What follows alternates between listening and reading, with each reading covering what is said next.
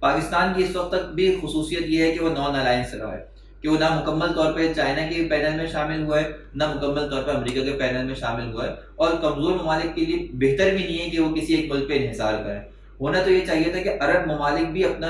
طریقہ یہی رکھتی کہ وہ کچھ نہ کچھ چائنا سے تعلقات رکھتی ہیں، کچھ نہ کچھ اسلحہ چائنا سے خریدتے،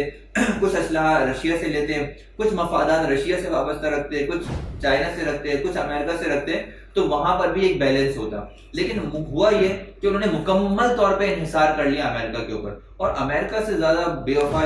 دنیا میں کوئی ملک ہے ہی نہیں۔ یعنی دنیا کے اندر آج ہنستے ہیں اس ملک کے اندر جو امریکہ کو مائی فرینڈس کہتے ہیں، جیسے کہ مودی کا مشہور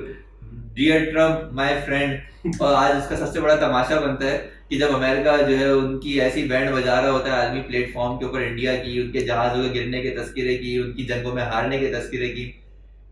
تو ساری دنیا میں جگ ہسائی ہوتی ہے، ساری دنیا جو ہے وہ تالیاں پیٹتی ہے کہ کل تک یہ کھڑے ہو کے مائی فرینڈس کہتے تھے ایک دوسرے کو، اور آج ایک دوسرے کے خلاف جو ہے بیانات اور ایک دوسرے کے خلاف جو ہے ٹیرف کی ایک جنگ وار چل رہی ہے۔